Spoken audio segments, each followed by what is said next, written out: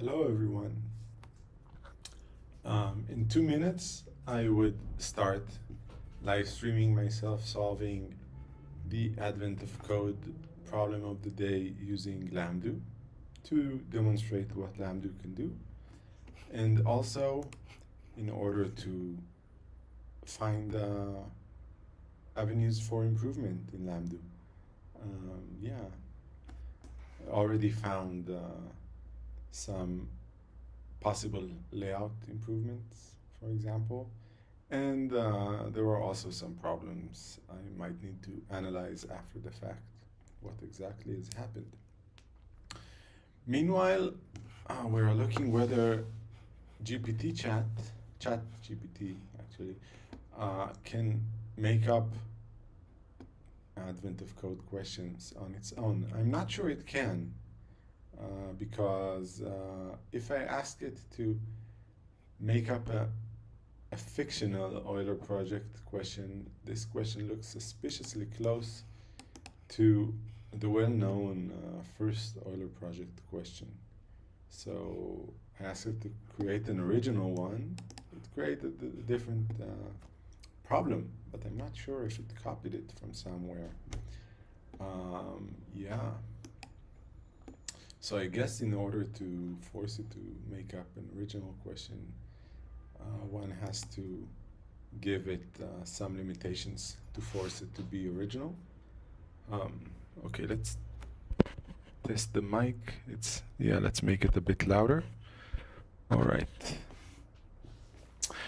So in a minute, I will open the actual advent of code problem.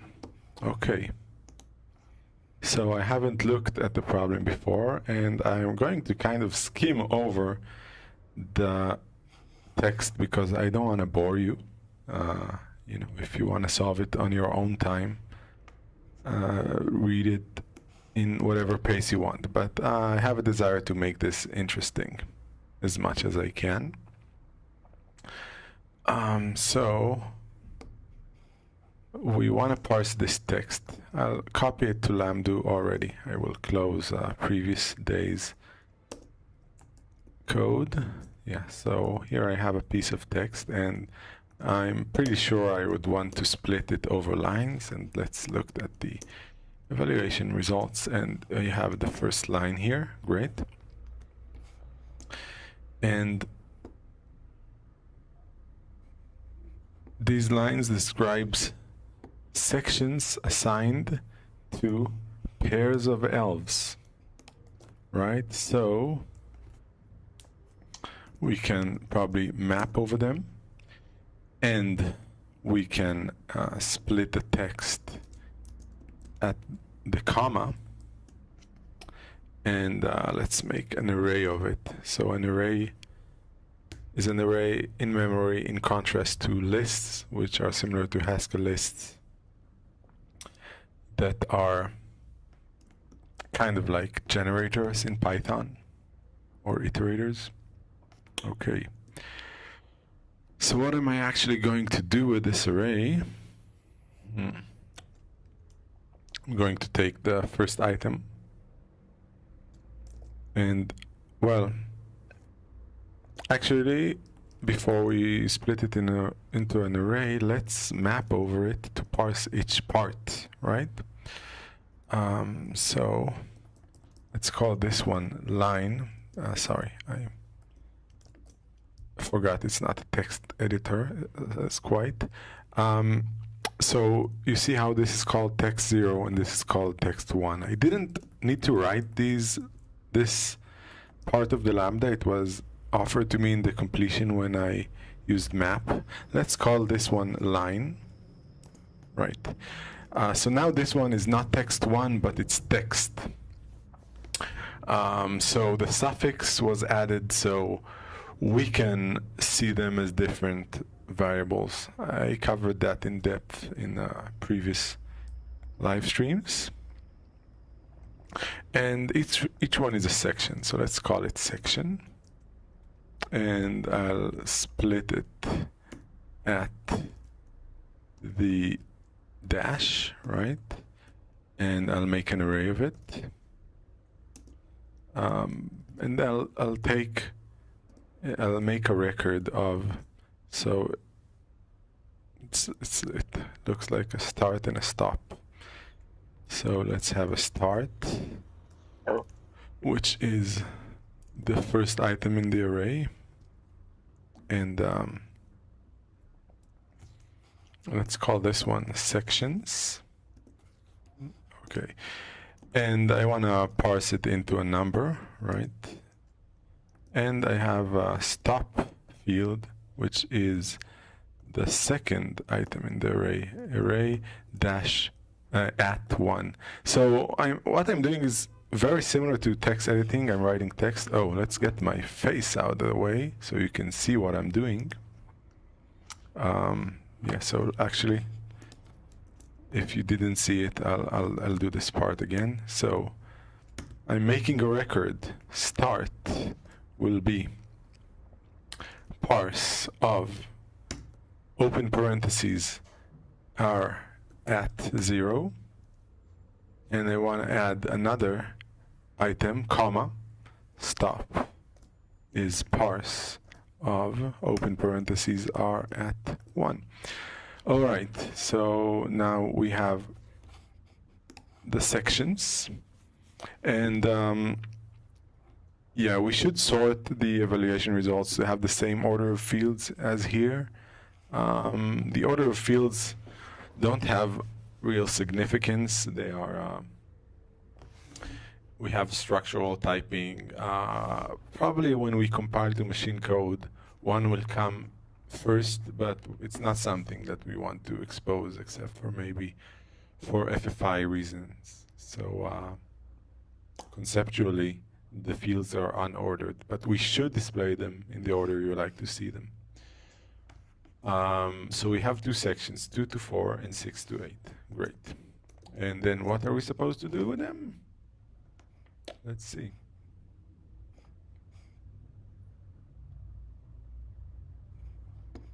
Okay. This is a visualization of the sections. So there are sections that fully contain each other. And these seem to be inclusive, which is a point to take into account. How many pairs? One region fully contains the other. Okay. So let's just take these sections as the result, and we will filter them. Dot. So I marked everything, and I started type dot filter. Right. And now I want to have a condition. So either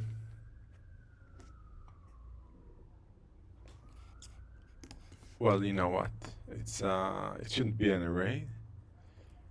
It should be records of first would be array at 0. We called it sections before. Let's do that. Sections. And the second will be sections at 1. And if there are more, we'll ignore them. It would be a bug, but there's not going to be any more in this advent of code, unless we'll see in part 2 of the question. All right. So now this filter gets the record is unpacked in the arguments. So it gets 2 arguments, first and second, which is cool, right? And if first dot start is bigger than second dot start and first dot stop smaller than second dot stop, second dot stop, I had a typo, then it's okay, and it also changed to the underscore lambda syntax sugar, by the way. which hides the binding site of the lambda in some scenarios. One of the important conditions is that either all parameters are used or none of them are. So omitting the binding site doesn't, we don't have missing information on what the parameters were. So this is like one half of it. Actually, let's extract it to a function. So I'm extracting it out, right, into a function, and it would be like contains, right? And instead of having a record with first and second, I will make it into parameters here. Let's do outer and the inner. And if the inner start is not before the outer start and the inner stop is not after the outer stop, this is our condition, and I'm going to use it like this, contains. There's another contains, interesting. And also, this is interesting, it completes it into a record, which actually is not what we want to do. We want holes here. So I'm not sure what's the best UX. I guess not complete records inside arguments makes sense. We will probably want it as an operator. So outer dot contains inner. So let's see. If first contains second, or second dot contains, and I'll remove this record. This is an issue we should keep track of. And then what are we going to do with all of these ones? We're just going to count them. So I'm going to mark everything here, and I'm going to write count, right? And the answer is down here. It's 2 in this example. And I suppose you may think this looks very noisy with the annotations. Usually I would look at code like this, much cleaner. Yeah, we'll extract this to be advent for example input, and let's extract this to a function. Oh, I pressed the wrong button. Command X, yes, and we call it advent for, right? And we also extract this to the global scope and close it. I don't want to see it actually. So yeah, this way of looking at the code, it's pretty succinct. It's close to how you would view text files. And now if I view the values, the answer is 2. And in there, yeah, there are 2 such pairs. So how much will be in my input? Let's copy it. And let's call it advent for my input. And I'll put this in here, and I'll close this, and the answer was 475. So let's see if that is the answer. 475. Yes. Now we can continue to part 2. So now they want to know whether they overlap at all, not just whether they contain each other. So that doesn't look too hard. First, let's test it on the example input again, right? And well, let's make it succinct without looking on the annotations. Oh, you can also look at the type annotations. So this is a list of text. You know, for when you need it, everything is typed, so why not offer that? So the condition in the filter is going to be different, right? All the parsing is the same. Yeah, and I can actually like give it a different lambda. If I type if here, yeah, I can put this in the then clause? No. Let's put it in the condition. So I will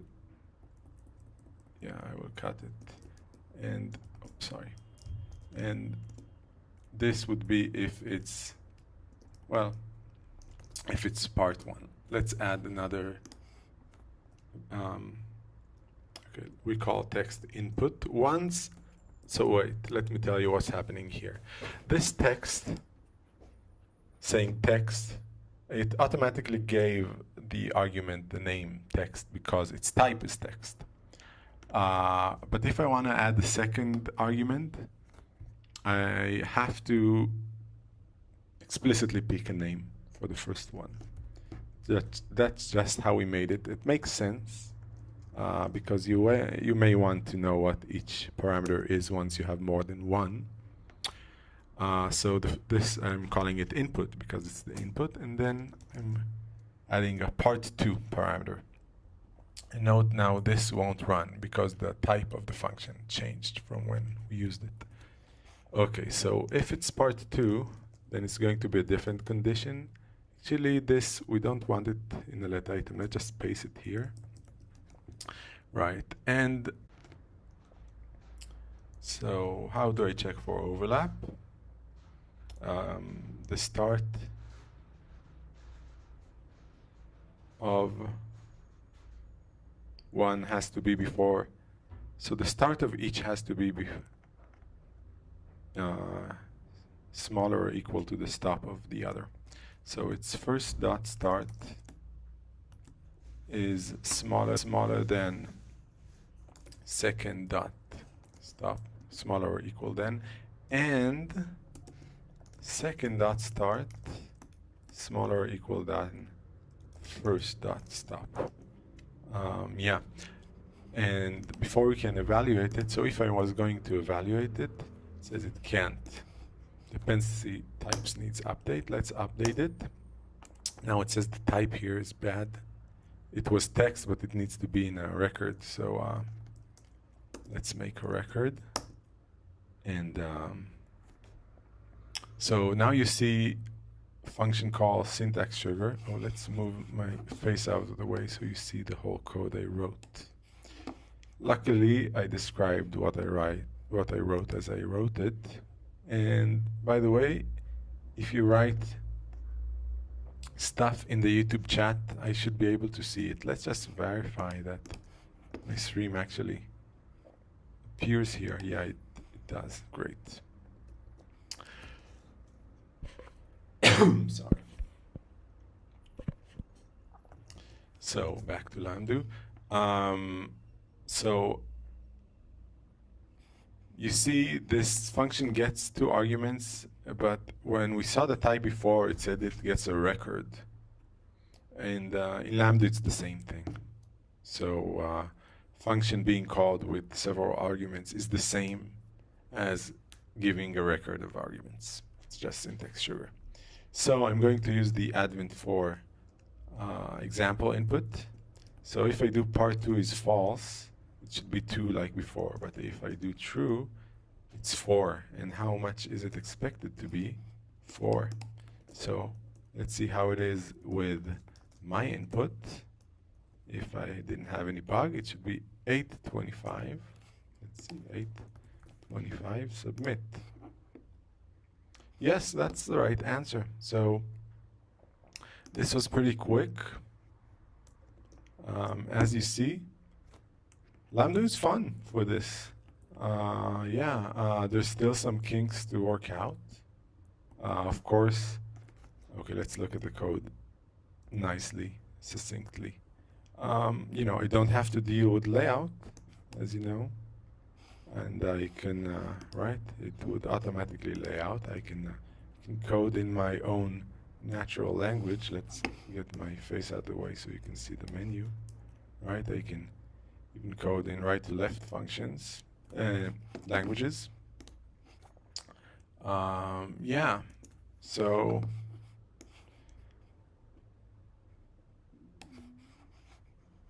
it's still not complete.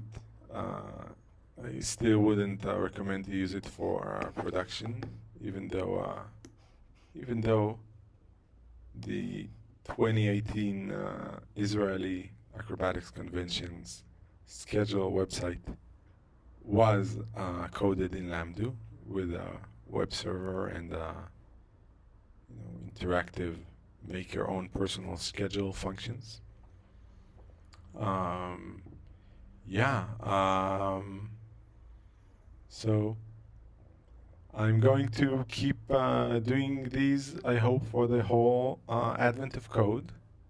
And it's going to be at the same time, 1800 UTC in every day except for Mondays and Fridays, which I will try to do 0800 UTC, which would be 10 in the morning here in Tel Aviv. Yeah, I hope you found this interesting. Feel free to ask me questions in the comments, in Twitter, wherever you are. I will try to see them and answer either there or maybe talk about it in the next stream. Bye.